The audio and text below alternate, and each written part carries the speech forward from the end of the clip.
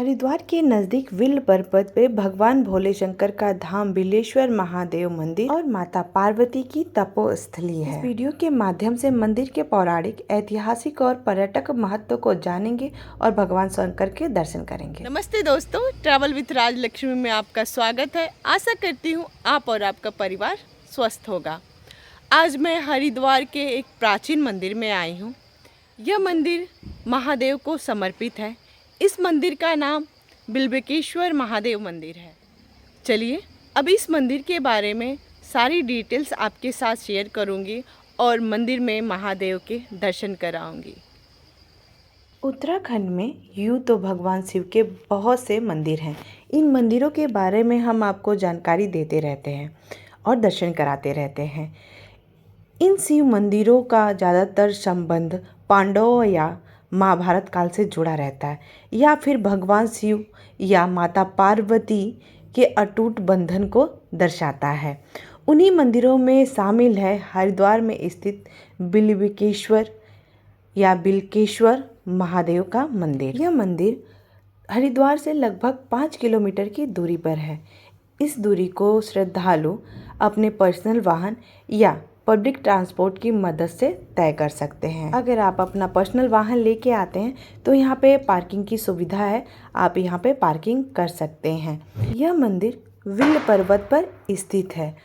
चारों तरफ जंगल ही जंगल है। धार्मिक ग्रंथों के अनुसार यह वही पर्वत है जहाँ पर माता पार्वती ने कठोर तपस्या कर भगवान शिव को पति के रूप में प्राप्त करने का वरदान मांगा था। जैसे ही आप मंदिर के गेट पे आएंगे, गेट पे बहुत ही बड़े अक्षरों में बिल्वेश्वर महादेव मंदिर लिखा हुआ है, यानी बिल्वेश्वर महादेव मंदिर भोले भंडारी जटाधारी भगवान शिव शंकर का धाम है। के इस मंदिर से 200 मीटर की दूरी पे गौरी कुंड भी है, माता पार्वती का तपोस्थली।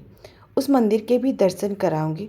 उससे पहले मैं भगवान शंकर के इस मंदिर बिल्वेश्वर महादेव के मंदिर के दर्शन करा देती हूँ और उसके बारे में जानकारी दे देती हूँ।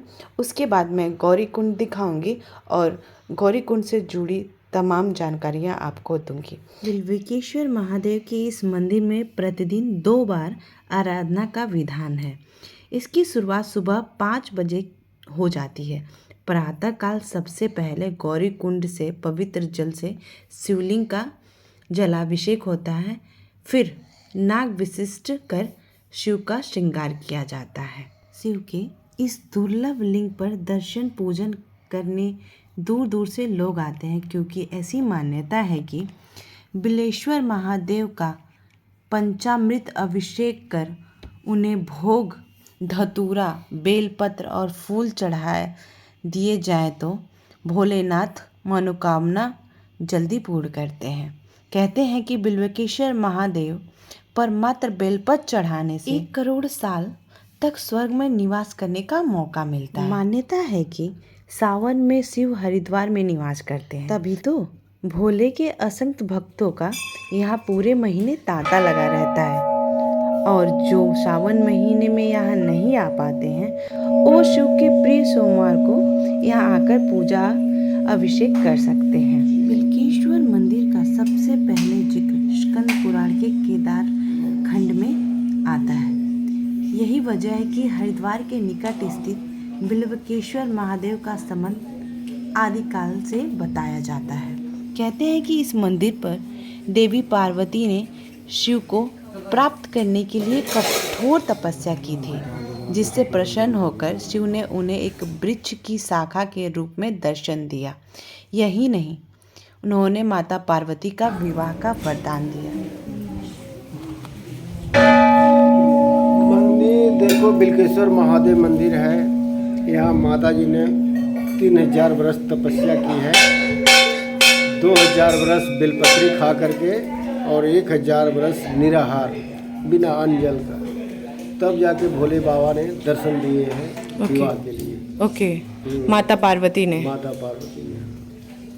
यहीं से विवाह के लिए उनको दर्शन दिए। यहीं पे माता जी ने तपस्या की थी 2000 वर्ष साल तक, 3000 साल तक। उसके बाद महादेव ने दर्शन दिया था। जब अन्न जल त्याग दिए तब दर्शन दिए बोले। ओके, जब से ये मंदिर अभी तक चलता चल हुआ रहा है। है। Thank you. कहाँ से आ रहे हैं? मैं गाजियाबाद। अच्छा, गाजियाबाद यूपी। हाँ। जय यहाँ नीम के वृक्ष के नीचे शिवलिंग स्थापित है जिसकी आराधना विल्वकेश्वर महादेव या बिल्केश्वर महादेव के रूप में की जाती है। कहते हैं कि इस शिवलिंग के दक्षिण भाग में मणिधारक अश्वतर नामक महानाग है जो कभी कभी शिवलिंग के आसपास दिखाई देता है। और ये जो नाग है वो मणिधार नाग है, उसके सर पे मणि भी देखी गई है। कहा जाता है कि यहाँ आकर श्रद्धा से भोलेनाथ को स्मरण करने भर से वो प्रसन्न हो जाते हैं और अपने भक्तों को देते हैं मनचाहा वरदान। जिस कुंवारी कन्या का विवाह ना हो रहा हो या फिर उसके विवाह में किसी प्रकार की अड़चन आ रही है, बिल्वेकेश्वर मंदिर आके भोले भंडारी का अभिषेक कर बेलपत्र चढ़ाने से विवाह में आ रही परेशानियां दूर हो जाती हैं, साथ ही कन्याओं को उत्तम वर की प्राप्ति होती है। तो एक बार मंदिर में आएं और भगवान शंकर से मन चाहे वरदान ले जाएं। ये जो आप चारों तरफ रुद्राक्ष की माला देख रहे हैं वो नीम का पेड़ है जिसे अब चारों तरफ से रुद्राक्ष से घेर दिया गया है। ये मंदिर है, मंदिर की चोटी है और इसके अगल बगल और बहुत से छोटे छोटे मंदिर हैं जो अलग अलग भगवान जी को समर्पित है। एक भोले शंकर का बगल में एक और मंदिर था, उनके भी मैं दर्शन करा देती हूँ। सबसे पहले आप नंदी जी के दर्शन करें और अंदर एक शिवलिंग है, उनके भी दर्शन करें। ये जो शिवलिंग है वो एक विशेष रूप में थे, उनके भी मैं आपको दर्शन करा देती हूँ। यहाँ पे आके आप शांति से पूजा अर्चना कर सकते हैं। और ये देखिए यहाँ पे अगल बगल बहुत सारे देवी देवताओं की भी मंदिर हैं। अभी ये फ़िलहाल भगवान शंकर के का दर्शन करिए। अगल बगल गणेश जी का मंदिर है, माता रानी का मंदिर है, यहाँ पे माता रानी के दर्शन करा देती हूँ। तो यहाँ पे आप आइएगा तो आपको सभी देवताओं की दर्शन हो जाएंगे। अब ये पूरा जो है मंदिर का परिसर है बहुत अच्छा है और सावन के समय में तो यहाँ पे बहुत भीड़ हो जाती है। तो भीड़ में अगर आप आना चाहते हैं तो आ सकते हैं, नहीं तो किसी भी टाइम पे आएँ। सुबह 5 बजे से शाम तक ये मंदिर खुला रहता है। ये मंदिर के बाहर जो नदी है जो जिसकी कहानी मैं आगे बताऊंगी उस नदी की, वो ये है। फ़िलहाल अभी इसमें जल कम हो गया है। चलिए अब आगे मैं आपको गौरी कुंड दिखाती हूँ और गौरी कुंड के बारे में जो ऐतिहासिक जानकारियाँ हैं वो आपके साथ में शेयर करती हूँ। मंदिर के अंदर धूप बत्ती दिया नहीं जलाया जाता, इसलिए विशेष स्थान अब सभी मंदिरों के बगल में बना दिया जाता है।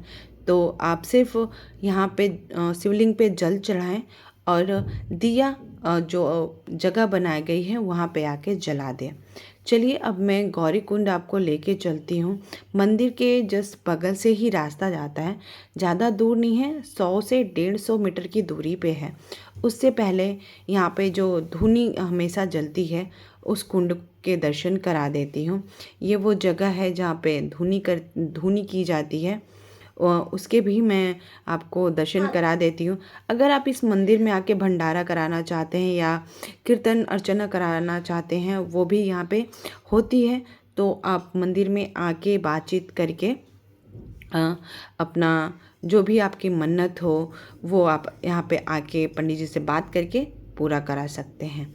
चलिए आगे अब गौरी कुंड के दर्शन कराती हूँ। ये गौरी कुंड का द्वार था।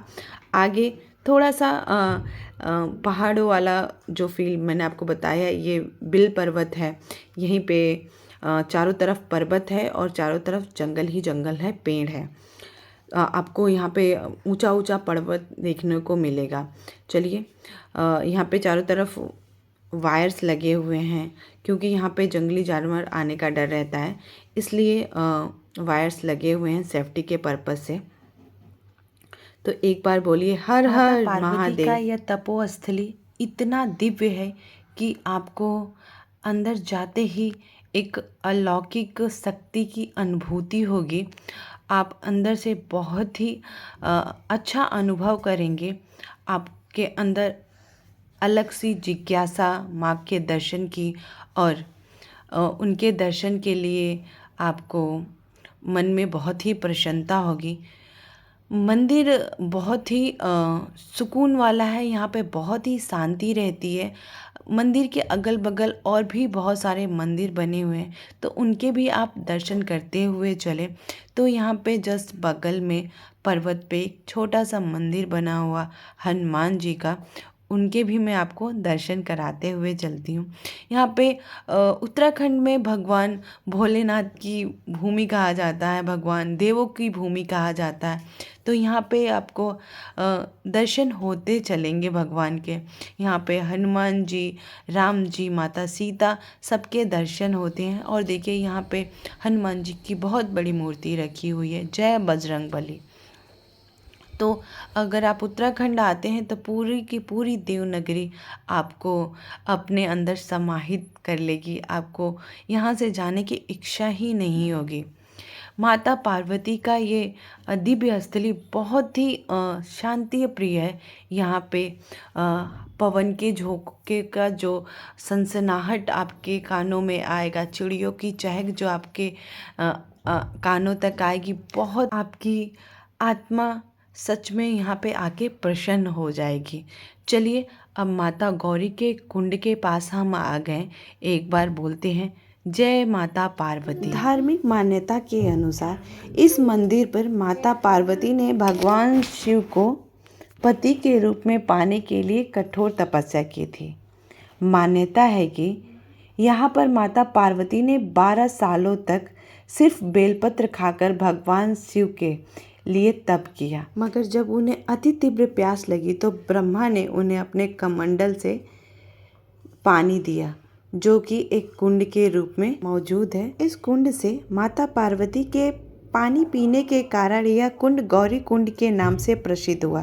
कहते हैं कि गौरी कुंड का जल गंगा की तरह पवित्र है। मान्यता यह है कि माता पार्वती इसी कुंड का जल पीती थी और इसी कुंड के जल से स्नान भी करती थी। गौरी कुंड है, गौरी कुंड। यहाँ पे गौरी माता तपस्या करने आई थी शिव जी को पाने के लिए। ओके यहाँ पे माता स्नान तपस्या करती थी।